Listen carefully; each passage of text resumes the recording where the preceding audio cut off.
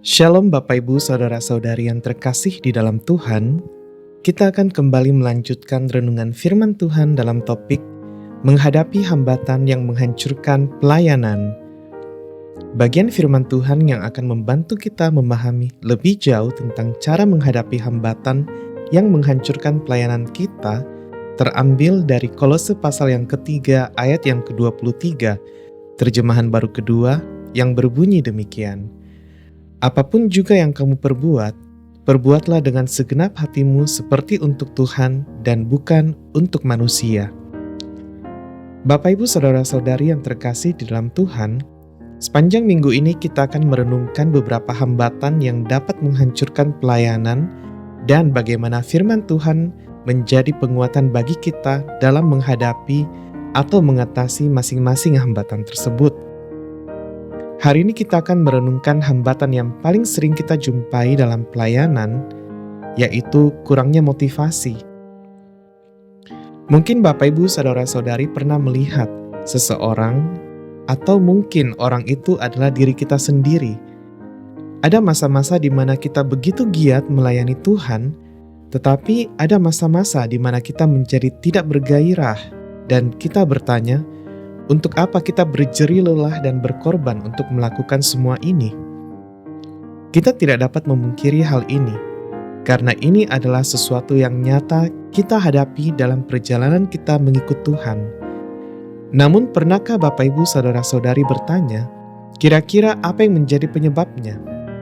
Beberapa hal yang mungkin menjadi penyebab kurangnya motivasi dalam pelayanan adalah kelelahan yang berkepanjangan karena beban pelayanan yang berlebihan, kurangnya apresiasi dari rekan sepelayanan, atau yang mempercayakan pelayanan tersebut, sehingga membuat seseorang merasa tidak didukung, tidak dihargai, dan akhirnya kehilangan motivasi. Atau bisa juga penyebabnya berasal dari dalam diri kita sendiri, seperti hubungan kita yang tidak terlalu dekat dengan Tuhan, pikiran-pikiran negatif dan keraguan tentang kemampuan diri sendiri, atau bahkan tentang Tuhan dan rancangannya. Atau mungkin karena dosa dan kesalahan yang belum diselesaikan di hadapan Tuhan, sehingga kita terus-menerus merasa tidak layak untuk melayaninya. Adakah kita mendapati hal-hal yang saya sebutkan tadi menjadi pergumulan kita?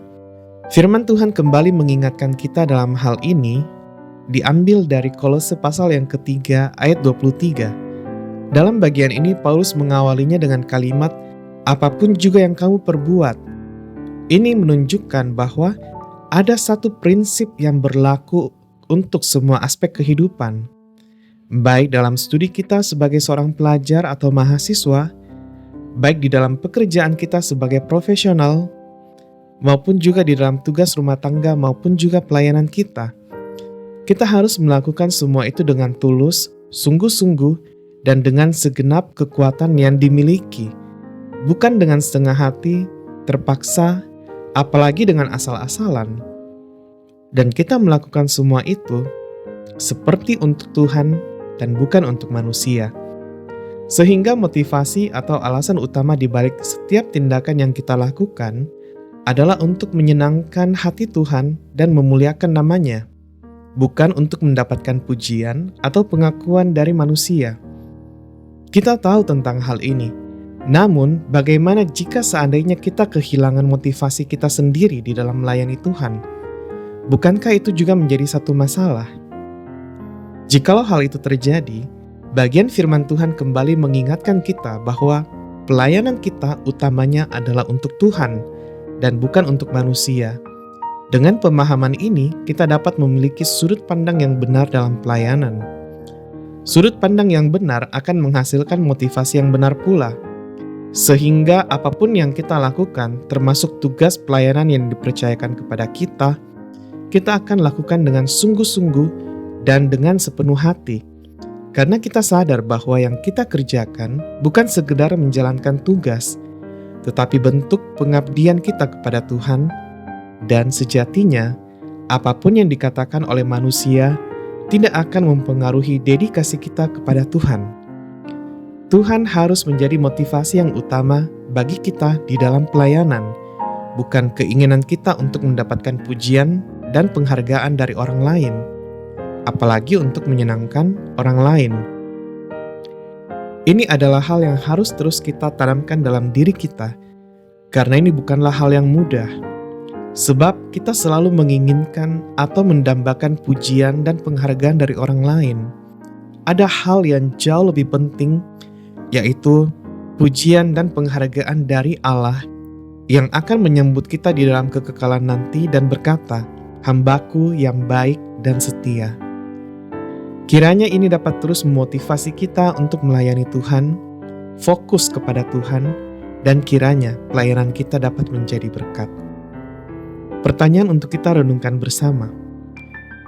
Siapakah yang kita pikirkan ketika kita menjalankan pelayanan kepada Tuhan? Apakah kita memikirkan apa yang Tuhan pikirkan tentang kita sebagai hamba-hambanya? Ataukah kita hanya memikirkan apa yang orang lain pikirkan tentang kita pada waktu kita melayani Tuhan? Mari kita berdoa. Allah Bapa yang bertahta di dalam kerajaan surga, kami berdoa agar Engkau terus memurnikan kami. Kami bersyukur karena Engkau telah menebus kami dan mengangkat kami menjadi anak-anak-Mu. Oleh sebab itu ya Bapa, ajar kami untuk menjadi anak-anak-Mu yang taat. Ajar kami untuk melakukan segala sesuatu dengan segenap hati kami, hanya untuk Engkau saja. Bantu kami agar kami memiliki motivasi yang benar di dalam melayani Engkau. Jauhkanlah dari kami keinginan untuk dipuji atau dihargai orang lain, tetapi mendukakan nama-Mu. Jadikanlah kami sebagai hamba-hamba yang setia dan taat hanya kepada Engkau saja. Ini yang menjadi doa kami. Di dalam nama Tuhan kami Yesus Kristus, kami berdoa. Amin. Demikianlah renungan kita bersama pada hari ini. Kiranya kita boleh terus bertumbuh setiap hari di dalam Tuhan. Amin.